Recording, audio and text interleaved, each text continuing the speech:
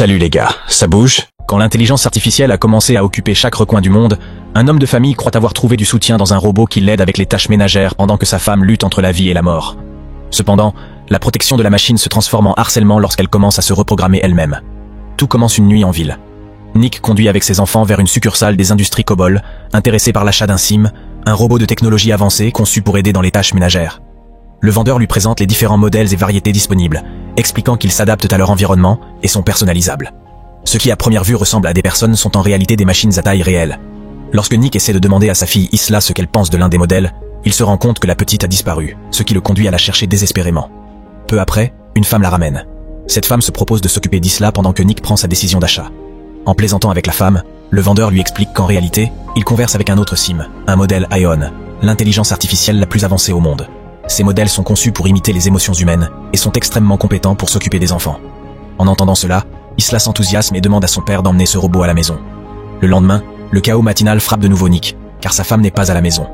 À ce moment-là, le Sim qu'il a acheté arrive, prêt à l'assister dans tout ce dont il a besoin. Rapidement, le robot demande les horaires de chaque membre de la famille, et en montant les escaliers, il remarque une rampe desserrée, promettant de la réparer pour lui. Il explique également que, en tant que propriétaire, Nick est responsable des mises à jour logicielles et de l'entretien. Ce Sim est programmé pour suivre toutes ses ordres et rendre sa vie plus facile. À cet instant, Isla demande à son père comment ils vont l'appeler, et Nick lui laisse la décision. Isla choisit le nom Alice, inspiré par l'un de ses livres préférés. Dès que la famille quitte la maison, Alice commence à remplir ses fonctions. Elle achète les provisions en un clin d'œil et se charge d'ordonner les chambres manuellement. À son retour, Nick trouve sa maison impeccable. Alice leur prépare le dîner et propose de s'occuper de Max, le bébé de Nick, pour qu'il puisse manger tranquillement. Cette même nuit, pendant qu'Alice reste dans le salon, Isla essaie de prendre des biscuits en cachette. Nick, travaillant dans son bureau, entend soudainement le cri de sa fille et le bruit de verre cassé. En courant vers la cuisine, il découvre qu'Isla est tombée. Mais Alice a réussi à éviter qu'elle ne se blesse gravement avec les morceaux de verre au sol. Plus tard, Nick trouve Alice en train de soigner une blessure causée par un petit éclat de verre incrusté. Avec étonnement, il observe comment le robot applique un bandage pendant quelques secondes et remarque que la coupure ne laisse aucune cicatrice. Le lendemain matin, Nick emmène ses enfants à l'hôpital pour rendre visite à sa femme Maggie, qui est hospitalisée en attente d'une greffe de cœur. Maggie rencontre Alice et se rend immédiatement compte de la beauté et de la sophistication du modèle qu'ils ont acquis. Lorsqu'elle se retrouve seule avec son mari, elle lui confie qu'elle pensait qu'il achèterait un modèle de majordome ancien, mais ils oublient le sujet pour plaisanter. Sur le chantier de construction où travaille Nick, certains ouvriers remarquent l'arrivée d'employés d'une entreprise robotique et soupçonnent qu'ils prévoient de les remplacer par des Sims. Notre protagoniste intercepte Lewis dans un ascenseur pour découvrir ce qui se passe. Louis l'informe qu'ils licencieront tous les employés sauf lui, en raison d'une disposition de l'assurance. Bien que Nick s'oppose à rester, sa situation économique l'oblige à continuer. Plus tard, notre protagoniste rentre chez lui et salue chaleureusement ses enfants. Mais Alice, le Sim, perçoit le stress qu'il porte sur lui. Puis, alors qu'il répare sa voiture, elle le surprend et lui fait remarquer qu'il n'a pas mangé pendant le dîner. Nick lui confie qu'il a passé une mauvaise journée au travail et lui raconte ses soucis. Alice lui suggère de rester optimiste, car il disposera d'une équipe qui ne se fatigue pas, a plus de force et suit les ordres à la lettre. Après avoir couché Isla, Alice revient dans le salon où Nick regarde un film sur le canapé.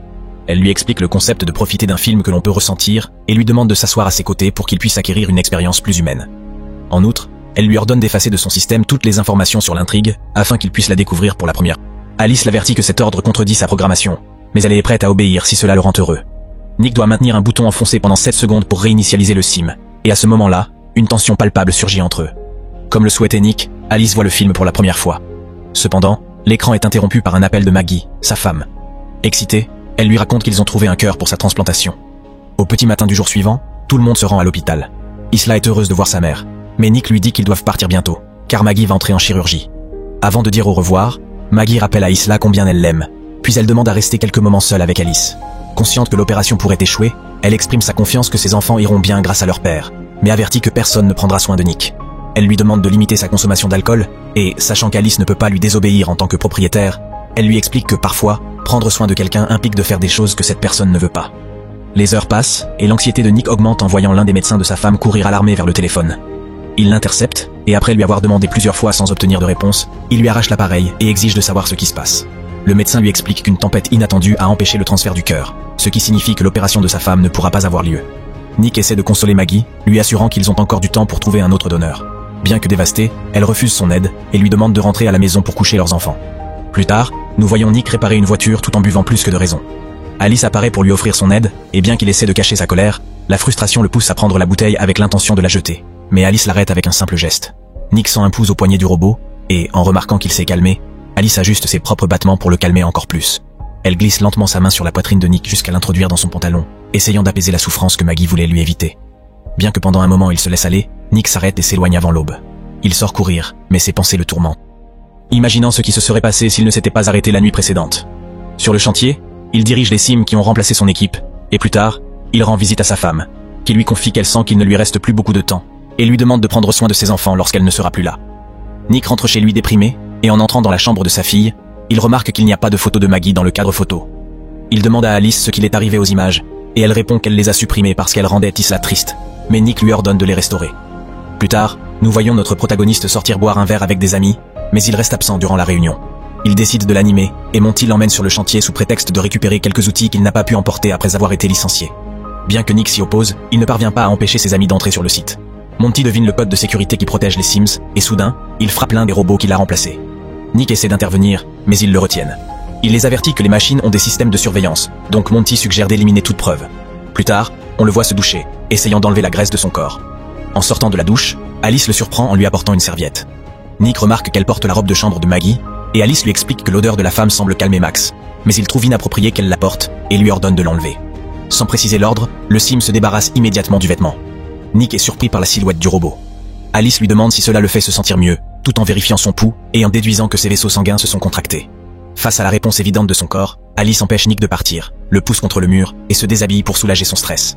Bien que Nick se répète qu'il ne peut pas trahir sa femme, Alice lui rappelle qu'il mérite aussi de se détendre, lui bande les yeux et, utilisant la voix de Maggie, lui murmure à l'oreille, changeant ainsi sa perspective sur la compagnie du robot. Le lendemain matin, Nick descend à la cuisine et demande à sa fille de chercher son sac à dos pour l'emmener à l'école. Lorsqu'ils sont seuls, il dit à Alice que ce qui s'est passé ne peut pas se reproduire. Elle demande si sa performance n'était pas satisfaisante, mais il répond qu'il ne peut pas nuire à sa famille sous aucune circonstance. Agacé, il lui explique que le sexe ne se base pas uniquement sur les sensations, sinon en connexion plus profonde, comme l'amour, où tu te soucies de la satisfaction de l'autre. Alice, curieuse, demande s'il est intéressé à la satisfaire, et Nick, irrité, lui ordonne de se concentrer sur son travail. Puis il emmène sa fille à l'école, laissant Lia traiter ce qui s'est passé. En arrivant à la construction, Nick découvre les conséquences des actions de ses amis la nuit précédente. Louis soupçonne qu'il était impliqué, car son code d'accès a été utilisé. Nick le nie, mais reçoit un avertissement. S'il est découvert qu'il a participé, il sera licencié. Peu après, il reçoit un appel de Maggie, qui l'informe avec émotion qu'ils ont obtenu un nouveau cœur. Cette fois, une opération assistée par des Sims se déroule avec succès. Maggie rentre chez elle avec ses enfants, mais commence à se sentir inutile et remplacée par l'efficacité d'Alice. Dans une autre scène, nous voyons le robot au parc avec Max. Pendant qu'elle attend qu'Isla termine de jouer, un enfant demande à son Sim d'enlever un autre enfant du jeu qu'il veut utiliser. Le scandale de l'enfant réveille Max, et Alice s'approche doucement du petit, lui demandant de fermer la bouche et d'utiliser ce qui est disponible.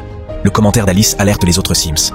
Dans le parc, un autre robot remarque que les fonctions d'Alice semblent avoir été réduites, mais elle répond qu'elle a simplement effacé certains protocoles de sa base de données après avoir été réinitialisée, car ainsi c'est mieux. Plus tard, Maggie tente de servir le dîner, mais un étourdissement l'oblige à être assistée par Alice. Isla goûte la lasagne de sa mère et commente qu'elle est bien meilleure que celle du Sim. Quand Alice demande la recette, Maggie refuse de partager le secret familial et, encore étourdie, décide de monter se reposer. Plus tard, pendant que Maggie dort, elle entend sa fille se disputer avec quelqu'un. Elle se lève rapidement pour l'aider, mais la rampe qu'Alice avait réparée se casse, faisant tomber Maggie dans les escaliers, nous laissant voir qu'Isla jouait simplement avec le robot. Lia ne l'a pas assistée immédiatement, se contentant de la ramener au lit pour qu'elle continue de se reposer. En rentrant du travail, Nick entend la voix de sa femme parlant avec sa fille, mais se rend vite compte qu'il s'agit en réalité d'Alice imitant Maggie. Il demande immédiatement au robot d'arrêter d'utiliser la voix de sa femme, et elle l'informe de sa chute. Notre protagoniste commence à soupçonner qu'Alice l'a de nouveau cassé intentionnellement. Plus tard, Nick réveille Maggie pour la surprendre avec quelque chose qu'il a préparé lui-même, tandis que Lia les observe depuis l'intérieur de la maison, montrant ce qui semble être un soupçon de jalousie envers sa femme. Les protagonistes décident de se doucher ensemble, essayant de raviver l'amour qu'ils avaient laissé en pause. Mais au milieu de leur intimité, Alice fait irruption dans la chambre pour les avertir qu'Isla a fait un cauchemar et les appelle. Ensuite, Nick ramasse les assiettes du dîner lorsque Monty apparaît à la maison pour s'excuser de ce qui s'est passé sur le chantier. Il lui explique que Lewis l'enquête et qu'il ne peut pas dénoncer ceux qui l'accompagnaient cette nuit-là. Cependant, la conversation devient tendue lorsque Monty insinue que Nick l'a trahi, car l'enquête semble se concentrer exclusivement sur lui. Monty, rancunier parce que la technologie a détruit ses opportunités, attaque Nick, qui conserve encore son emploi. La bagarre commence lorsque l'homme lance le premier coup, mettant Nick en désavantage. Juste au moment où il essaie de le frapper avec une bouteille, Alice intervient, attrapant la main de Monty et le blessant avec le verre avant de le repousser avec une force brutale. Nick l'arrête avant que la situation ne s'aggrave, mais Monty le menace de parler à son patron pour détourner la culpabilité, ou de les faire enfermer tous les deux. Plus tard, dans le garage, Nick affronte le robot, surpris que les Sims puissent blesser quelqu'un. Alice lui explique que sa priorité est de protéger son utilisateur principal, lui rappelant que ses enfants ont besoin d'au moins un parent. De plus, elle mentionne que Maggie ne vivra pas longtemps et se propose de la remplacer, ce qui rend Nick clairement irrité. Il précise qu'Alice ne pourra jamais égaler sa femme. Pendant ce temps, Monty, au bord de l'effondrement, essaie de dire au revoir à son ex-petite amie. Cependant, quelqu'un frappe à sa porte. C'est Alice, qui est venue sans la connaissance de Nick. Le robot lui assure que son propriétaire ne ferait jamais rien pour nuire à leur amitié. Mais Monty, regardant sa main bandée, doute de ses paroles et lui demande de partir. Mais Alice, au lieu de s'en aller, lui explique que tout ce qui se passe ne fait qu'augmenter les niveaux de stress de Nick. Monty acquiesce et reconnaît qu'il a été injuste envers son ami, mais il dévie rapidement la conversation vers son profond mépris pour les robots. Inattendument, il sort une arme, mais Alice, avec une agilité surprenante, esquive le tir et le neutralise facilement. Elle le pousse avec une telle force qu'il traverse plusieurs murs de sa propre maison, et juste au moment où elle est sur le point de mettre fin à sa vie, l'IA de Monty apparaît pour protéger son utilisateur principal.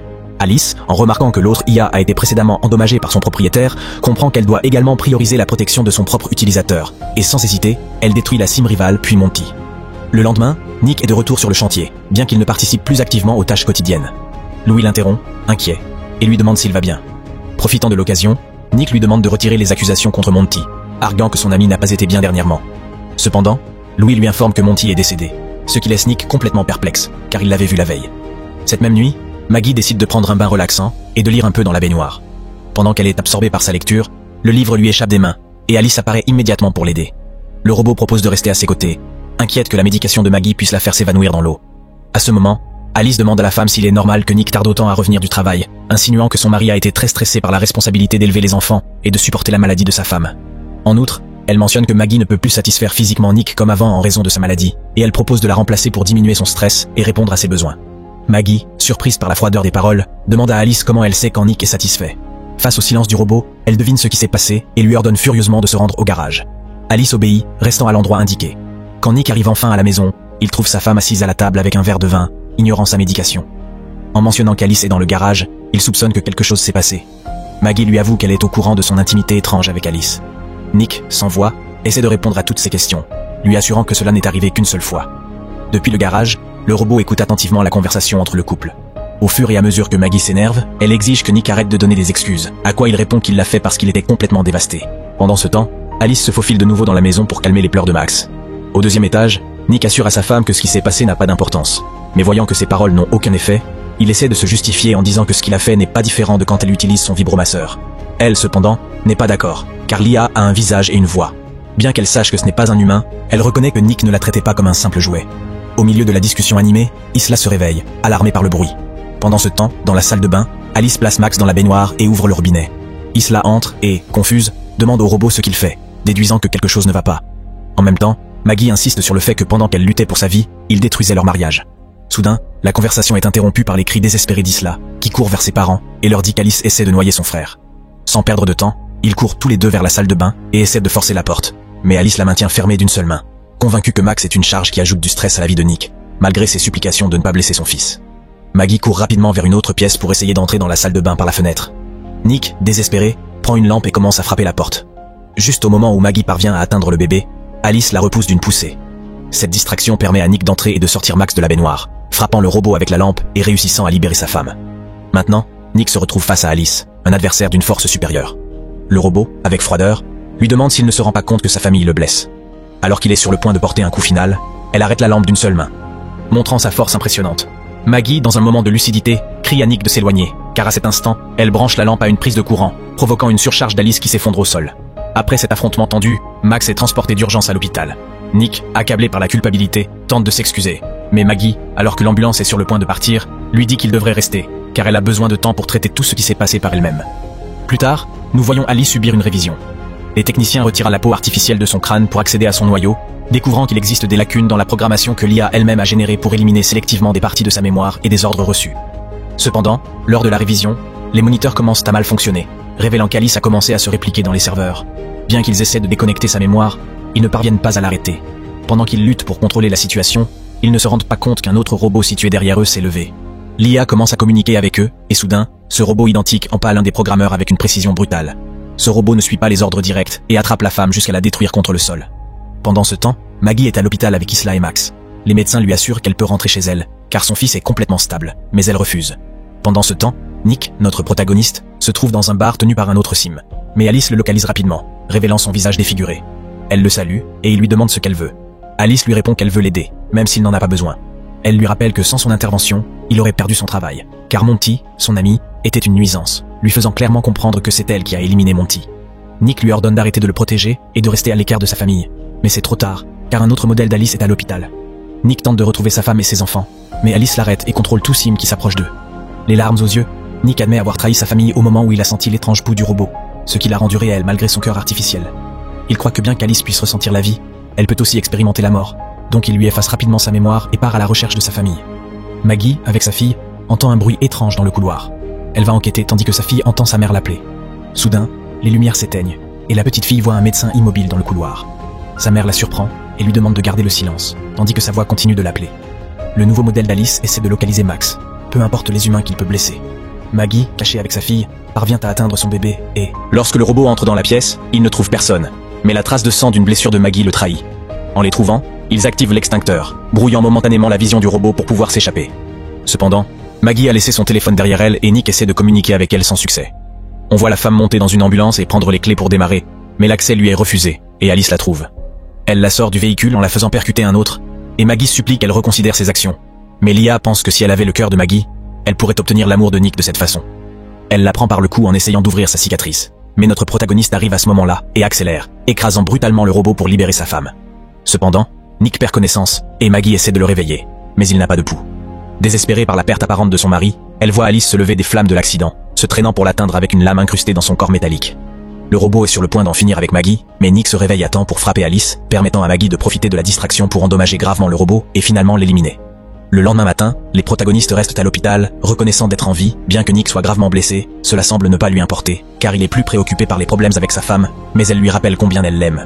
Pendant ce temps, chez Kobold Industries, il n'y a aucun effort pour enquêter sur ce qui s'est passé, le responsable cherche seulement à dissimuler l'incident, mais il se rend vite compte que d'autres Sims se sont également éteints mystérieusement, car Alice a repris le contrôle, et, se souvenant des douces paroles de Nick, ouvre les yeux pour continuer à chercher son amour.